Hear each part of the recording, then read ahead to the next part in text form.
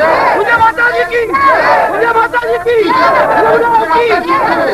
सतगुरुदेव की, सतगुरुदेव की, सतगुरुदेव की, सतगुरुदेव की, महाराज की, महाराज की, महाराज की,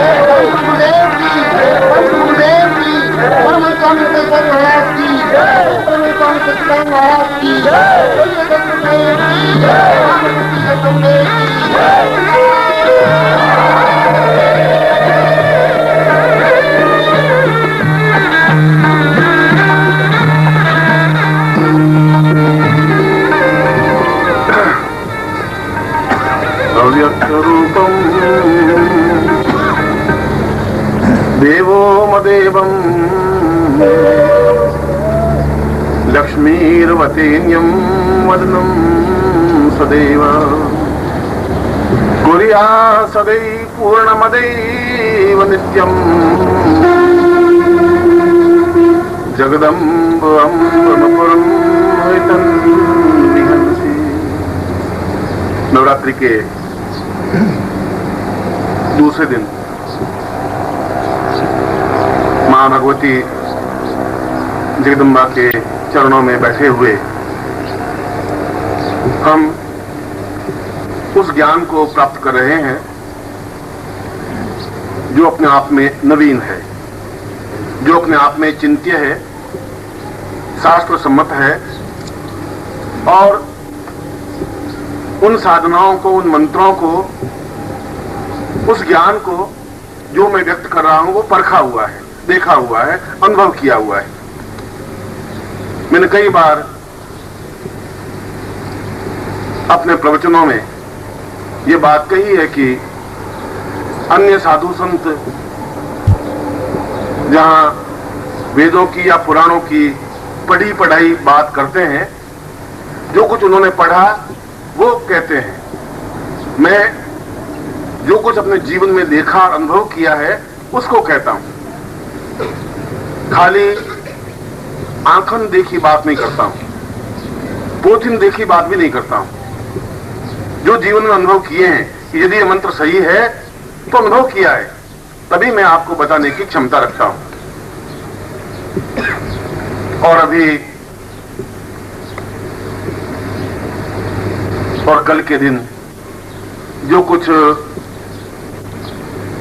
कार्य हुए, तो काल चक्र तो अपने आप में जीवन में घूमता ही है, समय तो अपने आप में परिवर्तित होता ही रहता है।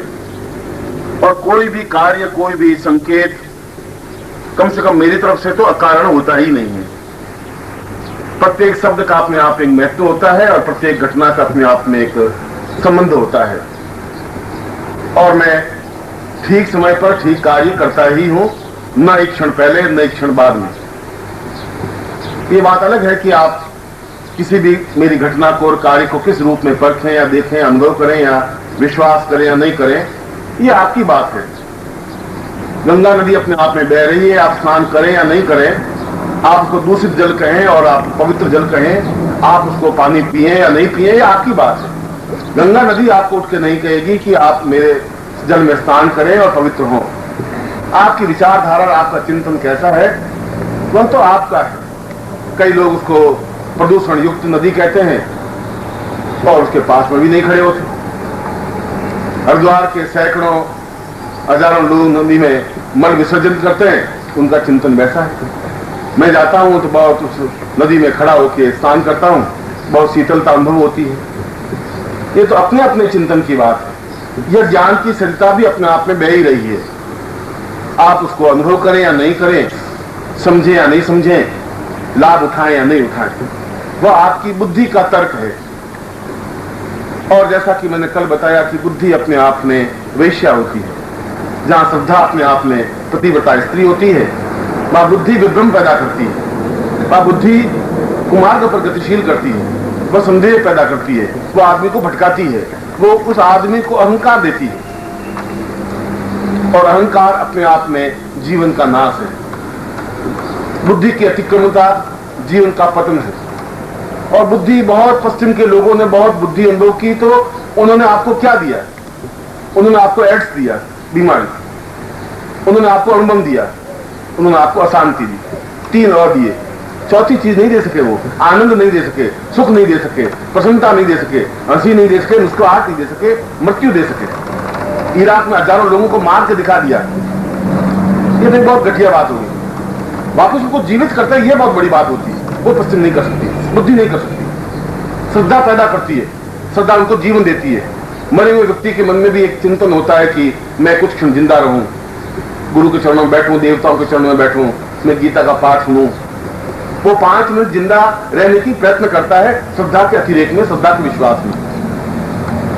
और आप में जो बुद्धि की अतिक्रमणता है वो पश्चिम की देन है, आपकी देन नहीं है, आपके पूर्वजों की देन भी नहीं है। आपके पूर्वज इतने अधिक बुद्धि से हावी नहीं थे, वे श्रद्धा करने वाले थे।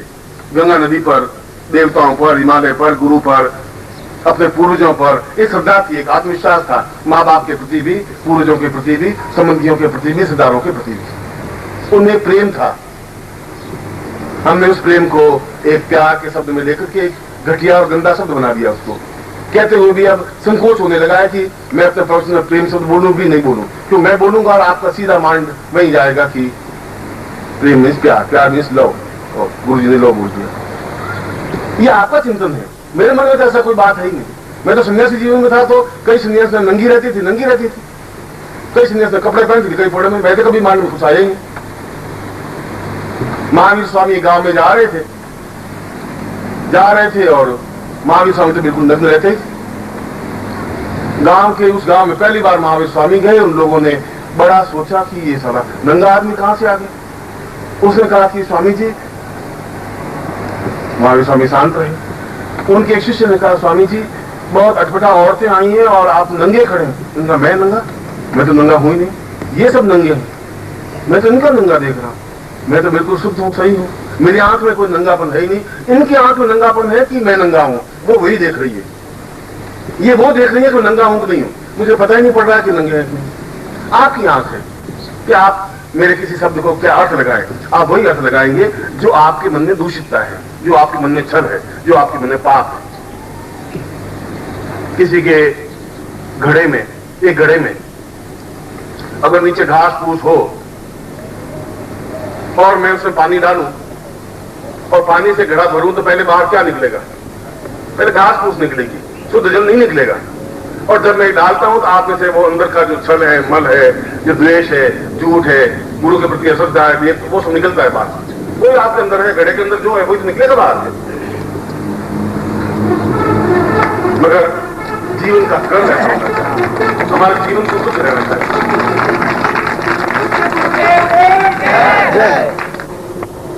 इसलिए मैं बार बार जो आप लोगों को बात कहता हूं, इसलिए कि आपके जीवन में एक अनुकूलता पैदा हो, जीवन में सुख पैदा हो, तुम्हारे जीवन में वैभव भी हो, धन हो। मैं ऐसा नहीं कर रहा हूं तो निर्धन बन जाओ। ये निर्धन बनने की ख्वाहिश तो महावीर स्वामी ने कर दी, बुद्ध ने की।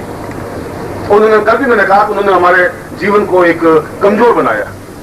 किसी व्यक्ति में गुण भी होंगे, अवगुण भी होंगे, वो जरूर नहीं सभी में गुण ही गुण हो। हमने उनको गुण मान लिया, गुण मानने से गुण नहीं होगा। उन्होंने काहे बनाया कि नहीं धन नहीं चाहिए, जो धनवान है वो बिल्कुल बेकार है, भूखे रहना चाहिए, 2 दिन व्रत करना चाहिए, 5 दिन व्रत करना चाहिए, 11 दिन व्रत करना चाहिए, और औरतों को तो 30 दिनों में 30 दिन व्रत करना चाहिए। आज एकादशी का व्रत है, आज पूर्णिमा का व्रत है, आज विधिपात का व्रत है। वो बेचारी सूखे कांटा होती रहती है, व्रत करती रहती है, मिलता कुछ नहीं है। तो घर में खाने पीने के लिए अन्न है, कहाँ कोई शास्त्र मुझे बताए तो सही किसमें व्रत लिखा हुआ है? कोई वेद, कोई पुराण, कोई उपनिषद, कोई शास्त्र, कोई तो चीज मुझे सामने लाके रखे कि देखो किसमें व्रत लिखा हुआ है। व्रत जैसा कोई चिंतन है ही नहीं कहीं। और पीछे जो पंडित पैदा हुए उनको कुछ आता तो नहीं था। पूर्णिमा की कथा लिख दी, एक राजा था, राजा ने ऐसा किया, उसने 3 दिन व्रत किया तो उसके घर में पुत्र पैदा हो गया। बस उसने पूंछ पकड़ ली, 3 दिन व्रत रखने से पैदा हो जाता है लड़का। अब 3 दिन के भूखे मरने से बच्चे पैदा होते, तो फिर चाहिए ही क्या, समझ पूरे संसार में सभी के पुत्र पैदा हो ही जाते। उन पंडित ने लिख दिया, आपने मान लिया। क्योंकि हमारे हिंदुस्तान की सबसे बड़ी कमी यह है कि जो बोलते हैं उसकी कोई वैल्यू नहीं है, जो लिखा हुआ छपा हुआ है वो वैल्यूबल है। तुम एक दिन कथा लिख दो और उस कथा में कुछ भी लिख दो कि ये 11 दिन तक व्रत करने से उस आदमी को लक्ष्मी खुद आके प्रकट हुई, तो 500 लोग तो निकल ही जाएंगे जो ज्ञान भूखे मन में बैठ जाएंगे, क्योंकि सही लिखा हुआ है, छपा हुआ है। वो सब छपा हुआ प्रामाणिक नहीं होता, अनुभव चीज है। आप पहले ज्ञान भूखे मरिए, फिर तुम्हारे संतान हो जाए तो फिर लिखिए, वो तो होगा नहीं। क्यों आपको पोथी छापनी है, 2 रुपये में बेचनी है, पोथी लिख दी बिक गई, लिखी तो लोग आएगी। ऐसे तो मूड आदमी भारत में बहुत है, इसमें ढूंढने की जरूरत नहीं है। भारतवर्ष में आवाज लगाओ तो मिले ही जाएंगे आपको, जो आरूढ़ता का नहीं है, प्रश्न अनुभव का है। इसलिए इस दरिद्रता को मिटाने के लिए भी जीवन का एक विशेष पर्व, विशेष उत्सव, विशेष मर्म होना चाहिए, विशेष जीवन का चिंतन होना चाहिए। हम कुछ ऐसे प्रयत्न भी करें कि जिसमें हम भौतिक पूर्णता प्राप्त करें, गरीबी में नहीं रहे। मैं अपने शिष्यों को ये नहीं कहता तुम गरीबी में रहो, दरिद्रता में रहो, भूखे मरो, ऐसा मैं कहता ही नहीं हूँ। मेरी पत्नी व्रत करती तो मैं लड़ाई झगड़े होते हैं रोज, मैं तुम क्यों भूखे मर रही हो, क्या है तुम्हें, इतना कमा रहा हूँ, तुम भूखे क्यों मर रही हो? तुम तो आपको मालूम नहीं है, तो चलो मुझे मालूम नहीं, तुझे मालूम तो तुम कर। वो 2 दिन भूखे मरती है, फिर 3 महीने में 17 दिन तो भूखे मरती है, 13 दिन खाना खाती है। खा भाई 13 दिन और भी 2-4 दिन व्रत और कर ले, जिस सो के काटा हो जाएगी और मैं क्या कर सकता हूँ, मैं तो रोकूं तुम समझेगी नहीं। वो औरतें रुकती नहीं है, वो तो व्रत रखने में ये सब कुछ वो सोचती है घर में जितनी उन्नति हो रही है मेरे भूखों मरने से हो रही है। तुम कुछ नहीं समझते जी, मैं नहीं समझते जी, कोई बात तू समझ ले भाई, और क्या करें। वो समझती रहती है, भूखे मरती रहती है, पति बेचारा झींकता रहता है, बीमारी पर दवा खर्च करता रहता है और वो भूखे मरती रहती है। क्योंकि धर्म है, उन्होंने धर्म को विकृत रूप पकड़ रखा है।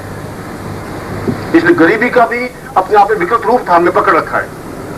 कपड़े नहीं पहनना एक विकृत रूप है, झोंपड़ियों में रहना अपने आप में विकृत रूप है। ऐसा शास्त्र में नहीं लिखा है।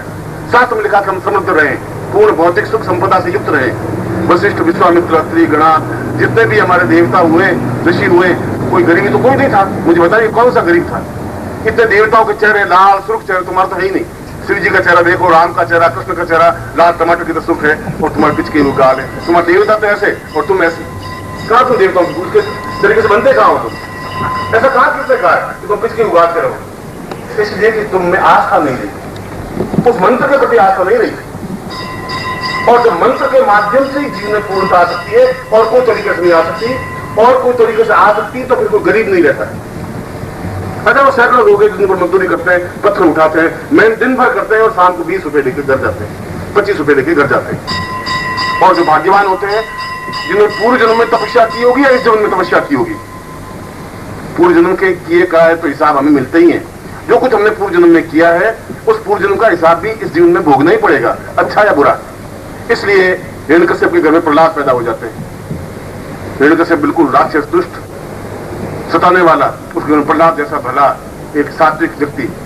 तो जरूर पूर्व जन्म में कुछ हिरण्यकश्यप ने, किस जीवन में तो उसने कुछ किया ही नहीं था। ऐसे दुष्टों के घर में लक्ष्मी आ जाती और हम आश्चर्य करते हैं कि मैं रोज 4 घंटे पूजा करता हूँ लक्ष्मी की, शिव जी की, और ये दुष्ट साला रोज गालियां देता है, इसके घर में पैसे बचते जाते हैं। ये क्या खेल है? जब देवताओं की पूजा नहीं करता, एक बार भी हाथ नहीं जोड़ता। इसलिए कि हमने पिछले जीवन की कड़ी को नहीं देखा, पिछले जीवन की कड़ी और इस जीवन की कड़ी जुड़ी नहीं। और इसीलिए हमारे नवारण मंत्र में, जहां भगवती की आराधना की बात कर रहा हूं, मैं रोज एक एक बिंदु लेकर के उन बिंदुओं को जिसके माध्यम से आपके जीवन में भौतिक उन्नति और आध्यात्मिक उन्नति का समन्वय हो सके। खाली आध्यात्मिकता से काम नहीं चलेगा, खाली भौतिकता से भी काम नहीं चलेगा। उन दोनों को हमारे जीवन में बैलेंस होना चाहिए। हमारे जीवन में एक परितृप्तता आनी चाहिए। हम जीवन में संपन्न भी रहे, हम जीवन में आनंद युक्त भी रहे, दोनों जीवन चले हमारे। और ऐसा जीवन प्राप्त करने के लिए लक्ष्मी की आवश्यकता है। इसलिए मैंने इस मार्च के अंक में मैंने दिया था कि इस नवरात्रि के दिनों में मैं उस मंत्र को भी दूंगा जिसके माध्यम से पूर्ण लक्ष्मी की प्राप्ति हो सके। और आप कहें कि हम तो साधु हैं, हमें लक्ष्मी की जरूरत नहीं, तो आपको एक्सपेरिमेंट करना चाहिए। उस साधु को आप 2 दिन खाना मत दीजिए और 3 दिन वो आपका देखा शिष्य कोई आया नहीं, क्या हुआ? आज कोई झोले कोई आया नहीं, क्या हो गया? 3 दिन वो सीधा ये देखने की कोशिश करेगा, 2 दिन तो चला देगा वो पकड़ के मारे। 3 दिन सोए सुबह आंखें भटकेगी शिष्य के लिए। बिना लक्ष्मी के आटा आएगा नहीं, बिना लक्ष्मी पेट में रोटी जाएगी नहीं। इसलिए लक्ष्मी की आराधना करना अपने आप में कोई गुनाह नहीं है। साधु के लिए भी, गृहस्थ के लिए तो खैर आवश्यक तत्व है। जरूरी यह है कि आपका धन गलत कार्यों में व्यय नहीं हो, शराब में व्यय नहीं हो, झूठ, छल, मक्कारी, दुष्टता, दूसरों को सताना, इन कार्यों में तुम्हारा धन व्यय नहीं हो, ये जरूरी है। धन का सदुपयोग हो, दान हो, साधु संतों की सेवा हो, देवताओं के मंदिर बने, उसका सदुपयोग हो, तो लक्ष्मी आपके लिए उपयोगी है, धन आपके लिए उपयोगी है। और ऐसे ही जीवन की क्रियाओं में इस भगवती जगदम्बा का त्रिगुणात्मक स्वरूप माना गया है। महाकाली, महालक्ष्मी, महासरस्वती। और जीवन में तीन ही शक्तियां हैं, चौथी कोई शक्ति है ही नहीं। न भुवनेश्वरी है, न चिंतपूर्णा है, न कोई संतोषी माता है, न कुछ है ही नहीं। ये इनके और रूप हैं। महालक्ष्मी के सैकड़ों रूप, अन्नपूर्णा लक्ष्मी है, धन लक्ष्मी है, धान्य लक्ष्मी है, धरा लक्ष्मी है, पुत्र लक्ष्मी है, पौत्र लक्ष्मी है, कीर्ति लक्ष्मी है। लक्ष्मी के सैकड़ों रूप हैं। काली के भी सैकड़ों रूप हैं, बगलामुखी है, छिन्नमस्ता है, और भी कई रूप हैं। मूल रूप से तीन ही शक्तियां हैं महाकाली, इसलिए हम तीन ही शक्तियां त्रिगुणात्मका उस स्वरूप को जो त्रिगुणात्मक शक्ति में सम्मिलित है, उस जगदम्बा को हम ध्यान करते हैं, पूजन करते हैं, चिंतन करते हैं। और जीवन में भी इन तीन शक्तियों की जरूरत है, हमें चौथी शक्ति की जरूरत है ही नहीं। इन तीन शक्तियों में अन्य सारी शक्तियां समावेश है। महाकाली की साधना करके हम जीवन में रोग, शोक, शत्रु, दुष्ट, बीमारी, पीड़ा, परेशानी, इन सब से हम मुक्त हो सके, हम जीवन में एक स्वस्थ जीवन बिता सकें, आनंद युक्त जीवन बिता सकें, एक वैभवपूर्ण जीवन बिता सकें। जहां हर समय शत्रुओं का भय रहेगा, जहां हर समय बीमारी रहेगी, जहां हर समय कष्ट रहेगा, वहां जीवन आनंद युक्त नहीं बीत सकता है। और इसी प्रकार महालक्ष्मी की आराधना, साधना, पूजन, अर्चन, चिंतन, और महासरस्वती की, जिससे कि हम कंठ में सरस्वती स्थापित हो, हम जो बोले वो शुद्ध बोल सकें, विद्वानों के बीच में बात कर सकें, बैठ सकें, हमारी एक कीर्ति हो, समाज में हमारा सम्मान हो, समाज में हमें पूछे, लोग हमसे बात करने के लिए आए, हमारा यश हो। ये सब सरस्वती के माध्यम से ही संपन्न है। आदमी के पास पैसा है तब भी वो यश की आकांक्षा रखता ही है कि मेरा यश है। यदि यश नहीं है तो उस लक्ष्मी की उपयोगिता नहीं है। यदि किसी के पास यश ही यश है और लक्ष्मी नहीं है तब भी व्यर्थ है। और यदि यश और लक्ष्मी दोनों है और हर समय डरा हुआ भयभीत है, शत्रु हावी है, तब भी जीवन में कुछ नहीं है। इन तीनों को समावेश करने से, तीनों से अपने आप में अभय होने से, तीनों से पूर्णता प्राप्त करने से जीवन अपने आप में परिपूर्ण होता है। इसीलिए नवरात्रि की एक चिंतन रखा गया। बाकी सारे पर्व, चाहे शिवरात्रि हो, चाहे अक्षय तृतीया हो, चाहे रामनवमी हो, चाहे कृष्णनवमी हो, चाहे होली हो, चाहे दिवाली हो, केवल एक एक पर्व है। नवरात्रि के दो पर्व रखे, एक पर्व जब सूर्य उत्तरायण में चला जाता है तब, एक पर्व जब दक्षिणायन में चला जाता है तब। हम पूरे काल चक्र में उत्तरायण से दक्षिणायन तक पूरे 12 महीने हम उस भगवती जगदम्बा की आराधना करें।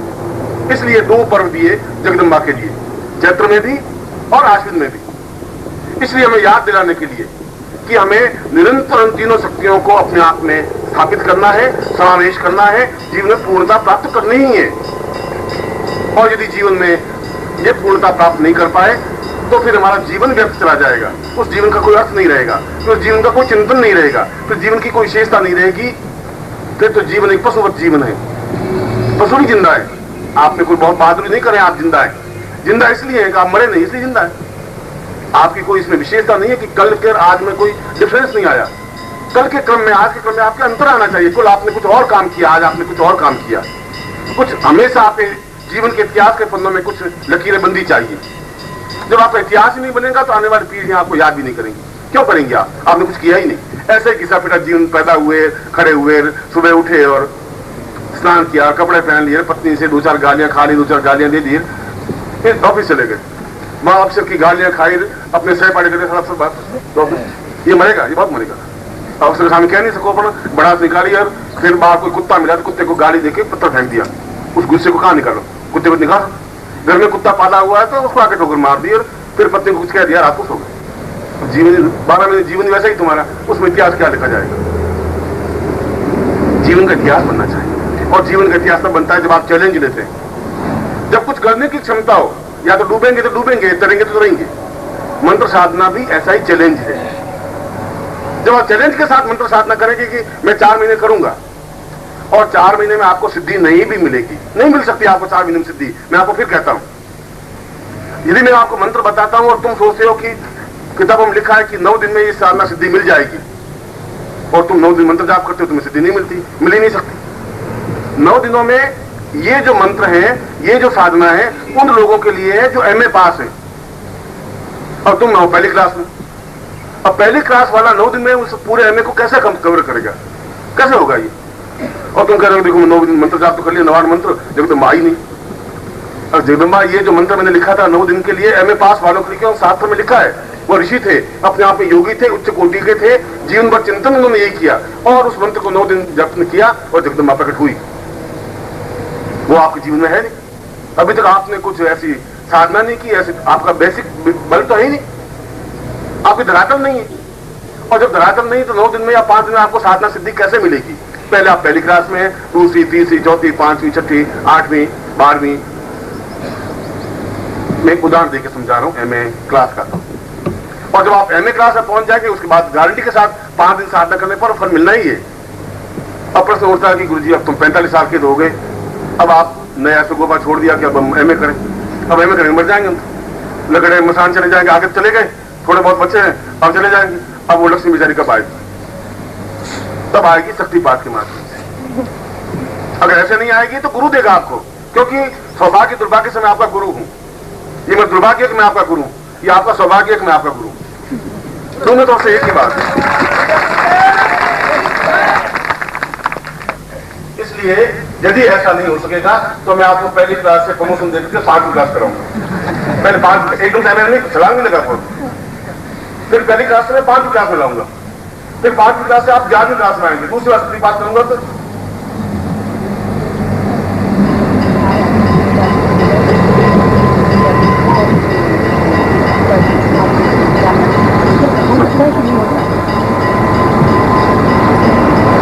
तुम्हें मालूम है? अगर हो सकता है तो आप मुझे बताइए, मैं कैसे मान लूं? क्या मानना, तुम्हें मानना क्या? मैं कैसे जानूं कि शक्तिपात से होता है? थोड़ा सा लोग गैर हो जाते हैं, कई गुरुओं के पास गई लेकिन मैंने कभी ऐसा देखा नहीं कि ऐसा होता है, ऐसा नहीं होता।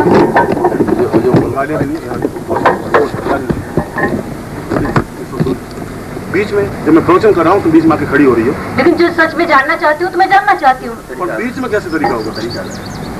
पूछ तो, अगर जब भी ऐसी बात हुई है तो मैं पूछना चाहती हूँ, तो मैं पूछना चाहूंगी बस।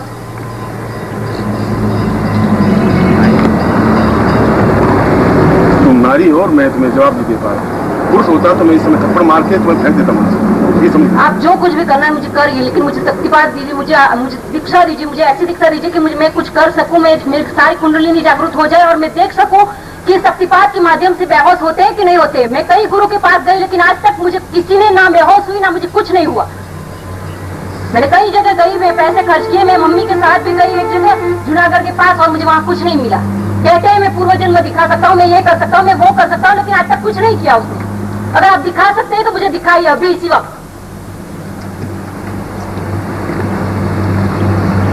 कहाँ से आई? सूरत, गुजरात से। यह सभ्यता कहाँ सीखी तुमने? ये कहाँ सीखा? मैंने इतनी जगह में जाके आई हूँ, इतनी जगह मेरे साथ छल हुए, इसलिए मैं ऐसा कह रही हूँ गुरुदेव जी।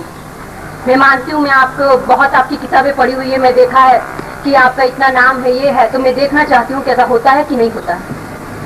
तो अगर मैंने कहा है तो जरूर होता है। आप मुझे दिखाइए, मुझे अभी दिखाइए, इसी वक्त दिखाइए।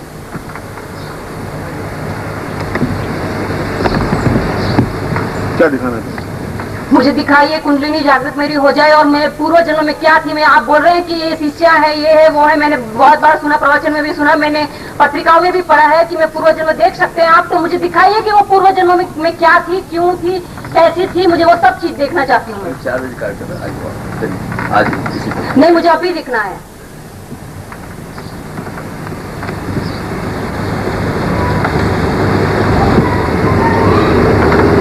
क्या देखना? मुझे देखना है मेरे पूर्वजों में क्या थी। ये जरूरी है किसी समय तुम्हें दिखा? हाँ। ये 4 बजे भी देख सकती हो, कल भी देख सकती हो, जब प्रवचन में बीच में तुम्हें आकर के इस प्रकार से जब लोग मेरा बात सुन रहे हैं और नहीं गुरुदेव जी, ये भी तो हो जाए जिसमें मैं अगर मुझे खुद को एहसास नहीं हुआ कि ऐसा होता है, मैं जब हर जगह जाके आई हूँ तो मुझे ऐसा होता है कि गलत भी हो सकता है। तुम कहाँ गई, कहाँ हो, कहाँ गई हो तुम? 4 बजे कार्यक्रम है वहाँ पे। नहीं, मुझे अभी दिखाइए। क्या देखना था? मुझे पूर्व जन्म देखना है। और पूर्व दिन तुम्हारा बहुत गंदा हुआ तो क्या होगा? तो कोई बात नहीं, तो क्या हुआ?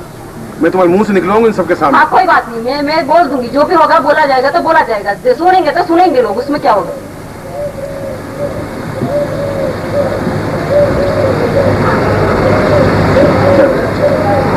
चलो नहीं, मैं गुरुदेव जी से बात करना चाहती हूँ। तुम शिविर में भाग ले रही? हाँ। पैसे जमा कराएं? हाँ।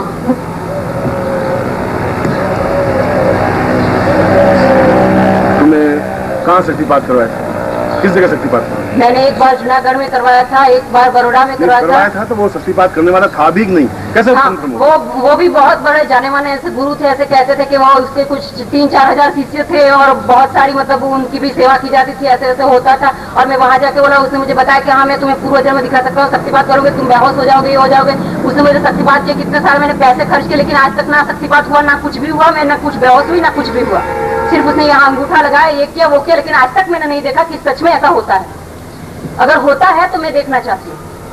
और मैंने आपका बहुत बड़ा नाम सुना है कि आप ऐसा करते हैं, ये है, मैंने पत्रिकाओं में भी पढ़ा है, आपके प्रवचन में भी सुना है।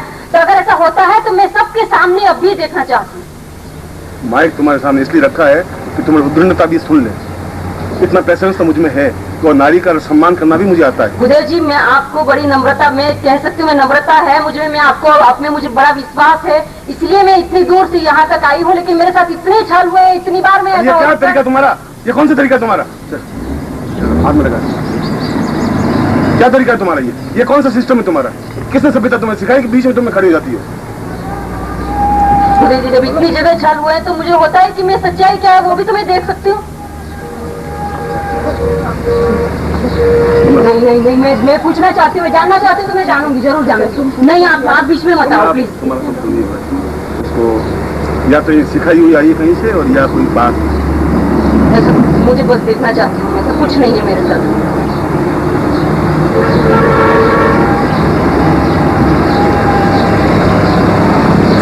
मैं तो शक्तिपात कर लेता, अब कर लूंगा।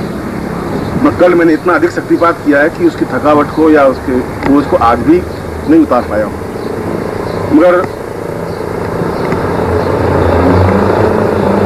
तुम्हें इस रूप में, इस प्रकार से, इतनी असभ्यता से खड़ा नहीं होना चाहिए। बाबा, मैं आपसे माफी चाहती हूँ कि मैंने ऐसा किया, लेकिन मैं नहीं रहा जा सकता। मैं इतनी जगह में घूम घूम के आई हूँ कि अब मैं थक गई हूँ। अब मैं जानना चाहती हूँ कितनी सच में ये सच्चाई है। मैं झूठे ही बस यूं मैं घूमती रहूंगी, भटकती रहूंगी। अगर आप कुछ मुझे बताएंगे नहीं, मैं कैसे मानूंगी? आपके लिए आप बड़े क्षमतावान हैं, आपको ऐसा कुछ हो ही नहीं सकता कि आप थक गए होंगे।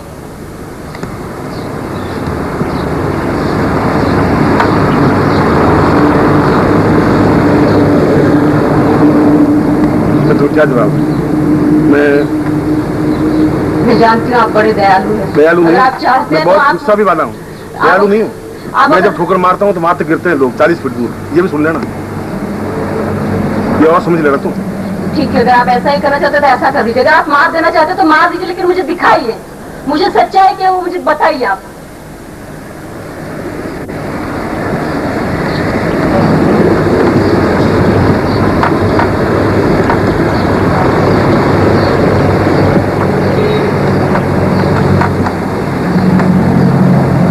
और नहीं दिखाया तो मैं ये समझूंगी कि ये सब गलत है। मैं कैसे मानूंगी? मैं साइंस की स्टूडेंट हूँ, जब तक मुझे एहसास नहीं होगा मैं कैसे बिलीव करूँ कि ऐसा होता है, ऐसा नहीं होता है। तो आप मुझे बताइए। कल भैया जी को तीनों को दीक्षा दे रहे थे, तो मुझे जब वो गिर गए थे, जब बेहोश हो रहे थे, तो क्योंकि मैंने इतनी बार एहसास किया तो मुझे लगता है नहीं ये सब गलत है। मुझे हंसी आ गई थी। अगर मैं खुद देखूंगी, अगर मैं खुद जानूंगी तो मैं कई लोगों को बता सकती हूँ हाँ ये सच्चाई है, हाँ ऐसा होता है। ये सब गलत है? हाँ, ये सब पाखंड है। जब तक मैं एहसास नहीं कर लेती मुझे कभी विश्वास नहीं आएगा।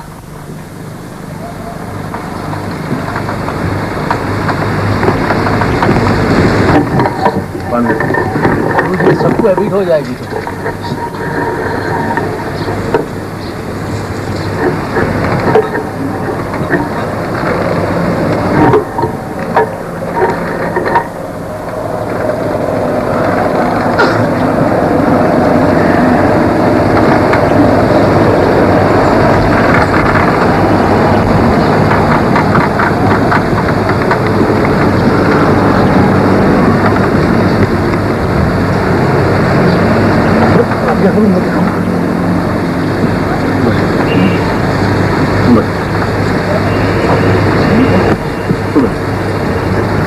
उद्दंडता के साथ उद्दंडता नहीं की जाती। मगर मेरे ऐसी बात पिछले 40 साल के इतिहास में किसी लड़की ने या किसी पुरुष ने बीच में आके खड़ी नहीं हुई, इतनी घबराहट नहीं, घटियापन से कोई पेश आई नहीं है, इसलिए बता देता हूँ। और हिम्मत नहीं की है किसी ने, या तुम किसी की सिखाई हुई आई हो, उस बात में मुझे कोई अफसोस नहीं है, या जिज्ञासा है मगर वो गलत है। इस प्रोडक्शन के बाद में भी तुम आ सकती थी, मुझे मिल सकती थी, बार बात कर सकती थी, मैं तुम्हारी जिज्ञासा को शांत कर सकता था। सबके सामने इस प्रकार की असभ्यतापूर्ण क्रिया तुम्हें नहीं करनी चाहिए थी।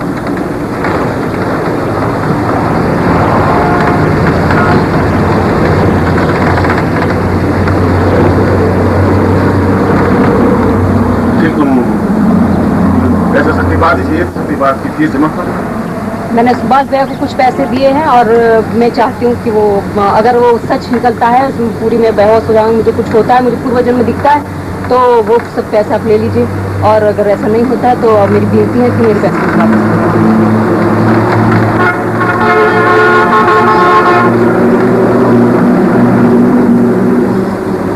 क्या नाम था? जय। कहाँ से आई है? सूरत। सूरत में रहती है? सूरत के पास एक गाँव है।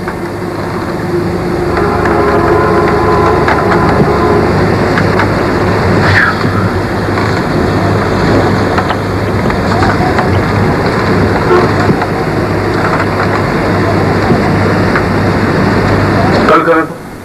नहीं, अभी कर दो। जब इतना कुछ हो ही चुका है तो फिर क्यों दूसरी बार मुझे आज ही कर दो। कितने साल की? 23।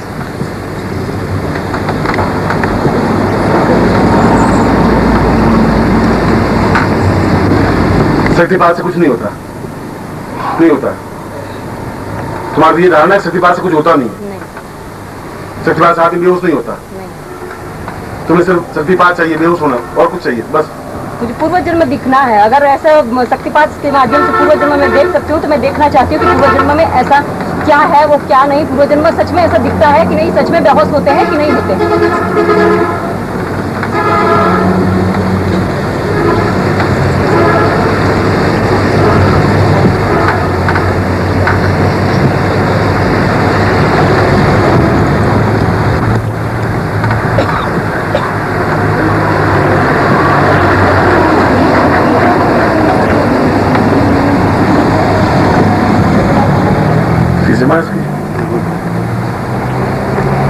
कभी गुरु जी कलेक्टर को पटवारी का काम करना पड़ता है, क्या था काम? ये वैसा ही काम हो गया कि एक कलेक्टर को पटवारी का काम सौंप दिया जाए कि तुम ये पटवारगिरी करो, कुछ क्यों इसके पैसे लिए तुमने? ऐसे उद्यम लड़की से क्या मतलब था?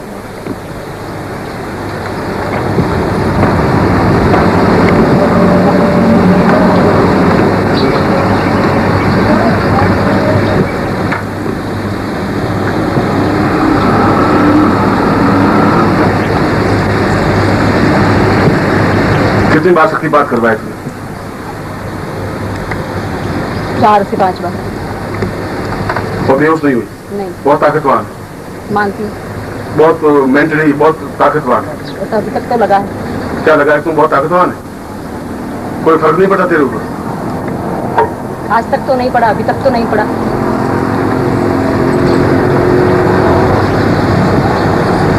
तुम मर जाएगी सत्यपात से तो क्या होगा? मर जाऊंगी तो मर जाऊंगी, मुझे पता तो चलेगा, एहसास तो होगा कि ऐसा होता है, ऐसा नहीं होता है, क्या सच्चाई है।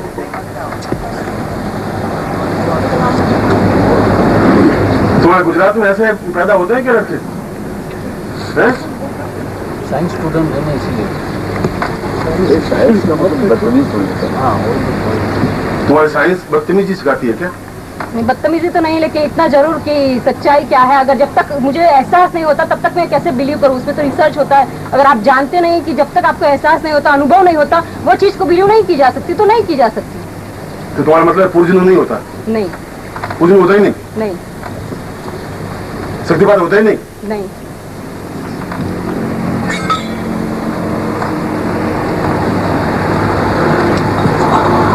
तुम्हें शक्तिपात बहुत ताकतवान, तुम्हें क्षमता है, मेंटली बहुत ताकत है तुम्हारे। अभी तक तो ऐसा है।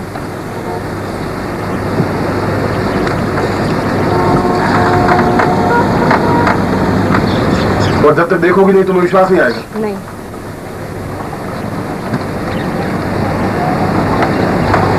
बड़ी लिखी हो? हाँ।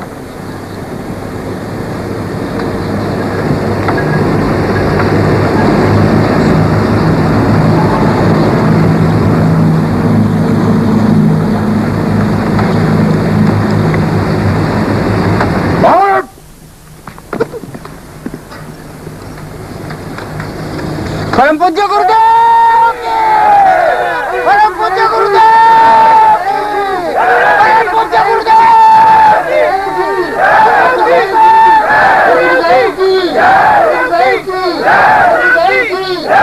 गुरुदेव की!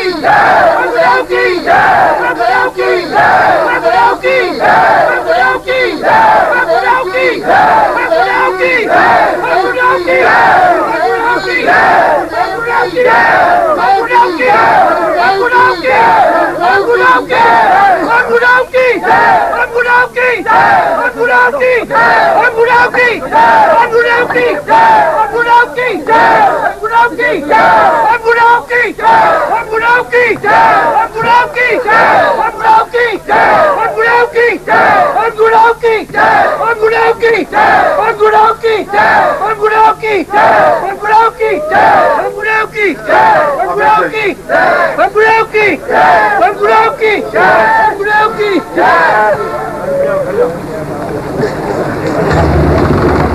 बैठ जाओ, बैठ जाओ सब अपनी जगह, सब बैठ जाइए।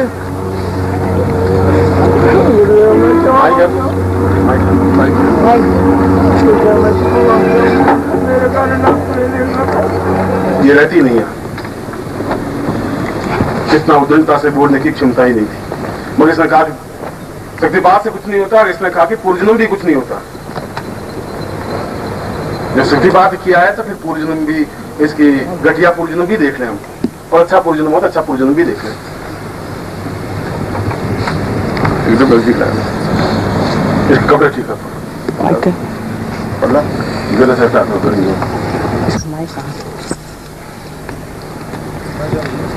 बस बस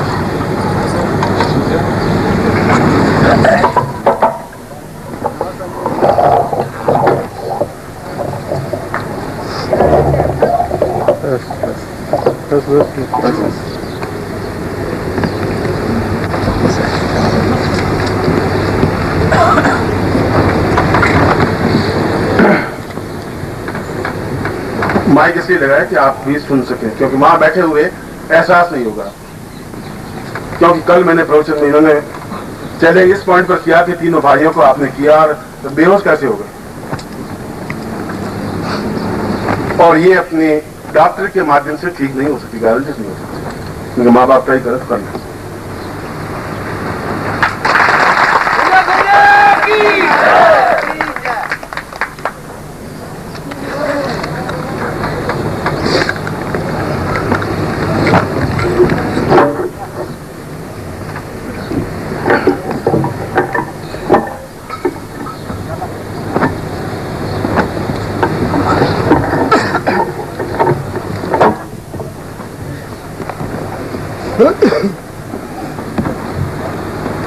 तुम्हें मैं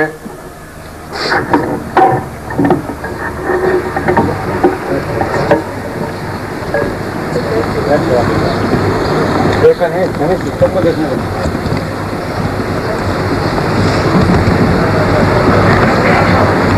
कोई खड़ा नहीं होगा, सब बैठ जाए।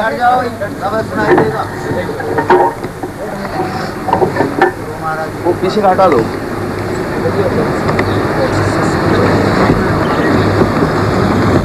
तुम्हें मैं पिछले जीवन में ले जा रहा हूं, और पिछले जीवन में कुछ प्रश्न पूछ रहा हूं तुम्हें, और तुम उस तंद्रा में रहोगी जिस तंद्रा में मैं तुम्हें खड़ा कर रहा हूं, उस आज्ञा चक्र में, और मैं तुम्हें प्रश्न पूछ रहा हूं, उसका तुम्हें जवाब देना है। तुमने कहा कि मुझे पिछला जीवन चाहे घटिया हो चाहे अच्छा हो, बाकी मैं इस प्रकार से एक नारी से मुंह से निकलवाता नहीं कि पुरुष का तो अगर घटियापन जीवन को ही है तो चल सकता है, और मैं तुम्हें इस प्रकार से ओछेपन पे लाना नहीं चाहता था। मगर तुमने जिस ढंग से घटियापन दिखाया है, और मैं इन चीजों में विश्वास नहीं करता हूं, मैं ऐसा करता नहीं।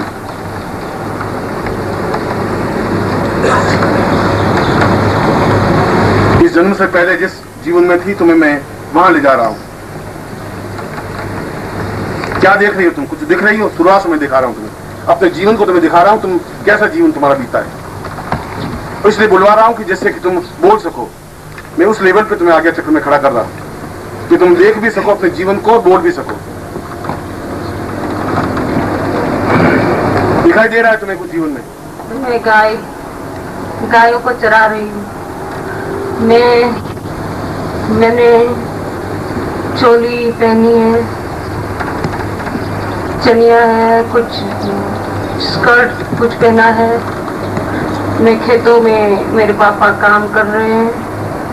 मैं 15 साल की हूँ और मैं उछलती कूदती दौड़ती रहती हूँ गायों के पीछे।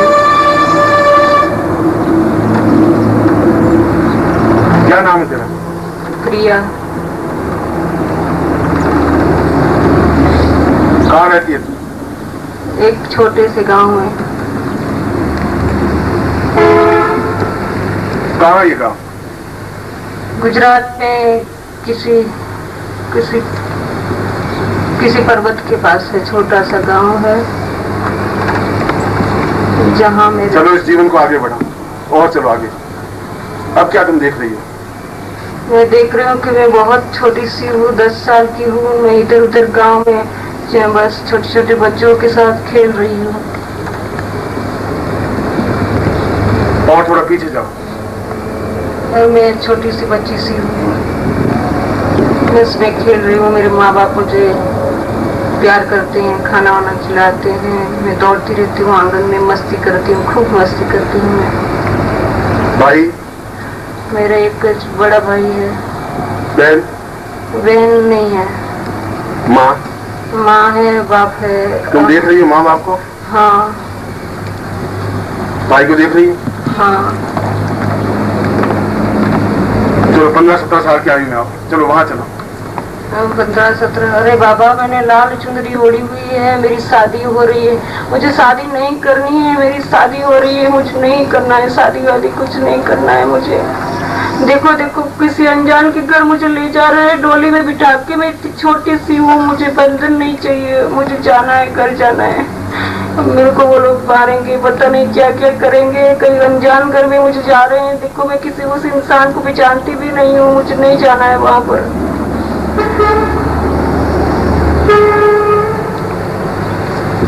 चलो 1-2 साल आगे बढ़ो। अरे मैं कैसे फंस गई हूँ यहाँ पर। मुझे वो मारता है, पीटता रहता है, मेरे साथ झगड़े करता रहता है। मैं कैसे आ गई यहाँ पर?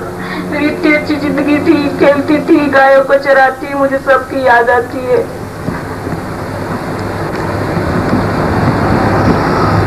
और आगे बढ़ो,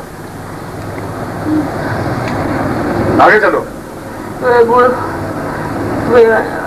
मैं और वो मेरा पति, हम दोनों बस से जा रहे हैं, खेतों में काम भी कर लेते हैं। और एक देखो एक साधु आ गए, एक बहुत बड़ा, बहुत प्रभावशाली व्यक्तित्व है उसका। और इतने सुंदर है वो, और उसने वो मृगशर्म पहना हुआ है, कुछ नहीं है उसके पास, लेकिन वो मुझे अट्रैक्ट कर रहा है। लेकिन मुझे तो नहीं जाना है, किसी को कुछ नहीं चाहिए मुझे इस जीवन में, कुछ नहीं चाहिए मुझे, बस मुझे मर जाना है। कैसा है साधु? बड़ा सुंदर है, प्रभावशाली है, बस चौड़ा सीना है, लंबा सा है, सुंदर है। चलो आगे चलो। देखो ना, मेरे पति तो उसके वो साधु को मारने लग गया है, उसको गुरु बना लिया है। अरे ये सब क्या चक्कर है गुरुदेव जी? अरे नहीं, ऐसा सब नहीं होना चाहिए। ये कर पता नहीं कहाँ ले जाएगा। अरे बच्चे हुए? नहीं, बच्चे कुछ नहीं हुए हैं। चलो आगे चलो, आगे चल। तो वो मुझे गुरुदेव में भी बहुत मारने लगी, मुझे अट्रैक्शन होता है, मुझे ऐसा लगता है मैं खींची चली जा रही हूँ। हम दोनों साथ निकल पड़े हैं, मैं और मेरे पति वो गुरुदेव के साथ निकल पड़े हैं। बस हम लोग ऐसे जा रहे हैं जैसे एक बहुत सुंदर जगह आ गई और हिमालय है और बड़े जैसे पर्वत, हरियाली है, कुछ बर्फ सी जमी हुई है, बड़ी सुंदर गंगराएं दिख रही है मेरे को। और वो झरने से बहते हैं, कुछ प्राणी इधर उधर घूम रहे हैं, बड़ी सुंदर जगह है। वहाँ कमल के फूल भी खिले हुए हैं, पता नहीं इतनी सुंदर जगह है। तुम क्या करिए? मैं अभी गुरु के पास बैठी हूँ और कुछ साधना कर रही हूँ। चलो 5 साल आगे चलो।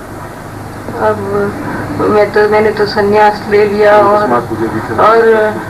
मैंने संन्यास ले लिया और मैं गुरुदेव की बहुत ही सेवा करती हूँ। हर बार मेरे चित्त में यही आता है कि बस मैं उनके लिए क्या करूँ, ये करूँ, वो करूँ, वो करूँ, बस इसके सिवा मेरे दिल में कुछ नहीं आता है। मैंने अपने पति को भी भैया के रूप में स्वीकार कर लिया है। मुझे समझ में नहीं आ रहा, मैं इतनी सेवा में लगी हुई हूँ, बस उसके सिवा मुझे और कुछ ध्यान नहीं रहता है। और आगे चल थोड़ी। अब देखो एक लड़का आ गया इसी गांव का, लड़के के साथ मैं आपसे छिपा के मेरे गुरुदेव के साथ मैंने छल करके मैं तो उनको उनके घर भी हो आई, मैं तो उनके मिल लिया, मैं तो उनसे प्यार करने लग गई हूँ। किससे प्यार कर रही? ये इसी गांव का एक लड़के से प्यार करने लगी हूँ।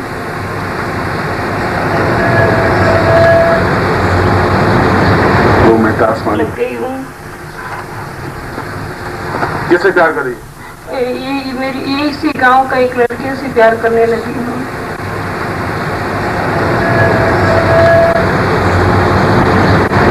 आसमान में गुरु को नहीं बता रही हो? नहीं बताया तुमने? नहीं, मैंने गुरु क्या, मैंने अपने वो पति जिनको मैंने भैया के रूप में स्वीकार किया था उनको भी नहीं बताया कि मैं ऐसा कर रही हूँ। लेकिन मैं खींची चली जा रही थी, उस लड़के में कुछ ऐसा अट्रैक्शन था, मैं कुछ नहीं कह सकती, मुझे वो बहुत अच्छा लगता था। फिर अब आगे चल। और बस मैं छिपे मेरे गुरुदेव ने तो मुझे बहुत मारा पीटा। देखो मुझे उसने समझाया लेकिन मैंने कोई आज्ञा का पालन नहीं किया और मैं तो चलने लगी, बस यूं ही मैं तो उसके साथ भाग गई और बहुत बस यूं ऐसे इधर उधर घूमते रहते हैं। और देखो मुझे वो बहुत पिटाई कर रहा है, मैंने अपने गुरु के साथ ऐसा क्यों किया, क्यों छल किया है। नहीं, वो मुझे बहुत पिटाई कर रहा है, मुझे नहीं ऐसा नहीं करना चाहिए था, मैंने जो किया वो गलत किया है। गुरुदेव मुझे बचा लीजिए, लेकिन मैं जानती हूँ आप मुझे नहीं कुछ नहीं करेंगे, मैं तड़प रही हूँ, मुझे बचा लीजिए। मैंने आपके साथ छल करके बड़ी गलती की है गुरुदेव जी, बड़ी गलती की है मैंने आपके साथ छल करके, मुझे बचा लीजिए, मुझे आपके शरण में ले लीजिए, मुझे मत भटकाइए गुरुदेव जी, मुझे मत भटकाइए, मुझे कुछ दीजिए, मुझे क्षमा कर दीजिए गुरुदेव जी, मुझे क्षमा कर दीजिए। मैं कुछ मैं जानती हूँ मेरा कोई चारा नहीं है, ना मैं आपके पास आ सकती हूँ, ना मैं इससे पला छुड़ा सकती हूँ। कोई बात नहीं, मैं कुछ जहर खा के मर जाऊंगी, मैं ये सारी नींद की गोलियां लेके मर जा रही हूँ, देखो मैं चली जा रही हूँ। चलो आगे चल। गला अंधेरा छा रहा है, बस कुछ नहीं दिखाई दे रहा है मेरे को।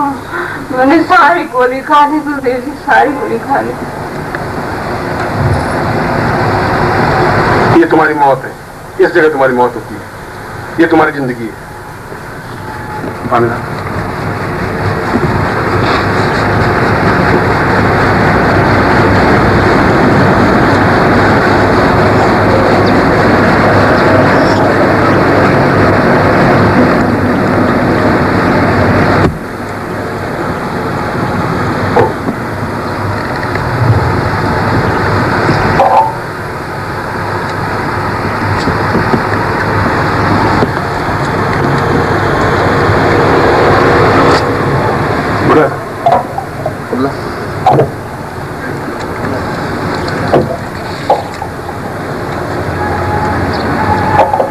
चलो बैठ।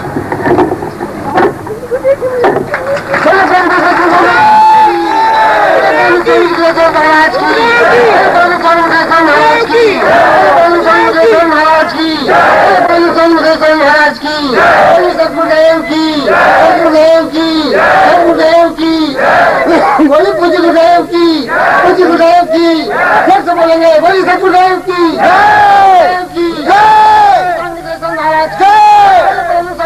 महाराज की, महाराज की, महाराज की, महाराज की, सतगुरुदेव की, सतगुरुदेव की, सतगुरुदेव की, सतगुरुदेव की, सतगुरुदेव की, सतगुरुदेव की, सतगुरुदेव की, सतगुरुदेव की, सतगुरुदेव की, सतगुरुदेव की, सतगुरुदेव की,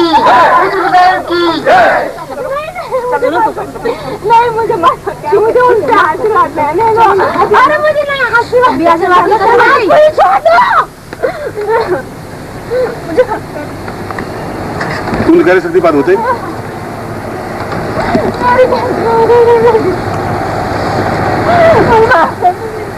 छोड़ मुझे क्षमा कर दीजिए। मुझे नहीं तो और गालियां दे सबके सामने खड़े मुझे क्षमा कर दीजिए। मेरी बहुत बड़ी गलती हो गई। मुझे आपके चरणों में शामिल मुझे अब बचना चाहिए। मेरा मुझे बहुत बच्चा मुझे मत। चलो गुड्डू की आज्ञा मानो। अब गुड्डू की आज्ञा मानो पहले। चलिए चलिए आज्ञा है। चलिए गुड्डू की आज्ञा। चल बेटे सर चलो चलो गुड्डू समझ आगे आगे बढ़ी। चलिए गुड्डू की आज्ञा। चल चलो ये चल तो सन्यासी कैसा था?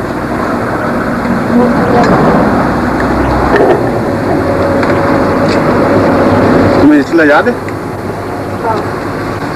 तुमने देखा सब कुछ? अपने जीवन को देखा? वो भगवा कपड़े पहने हुए थे, बड़े सुंदर थे। उसका सब कुछ बहुत सा चेहरा आपसे मिल जाता।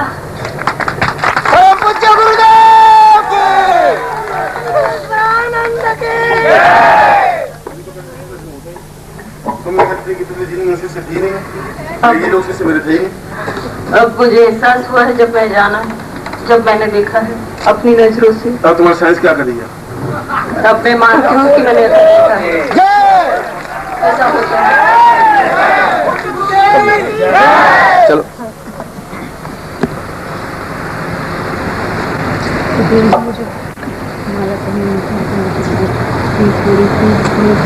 फिर वही बात है। चलो आगे वाला की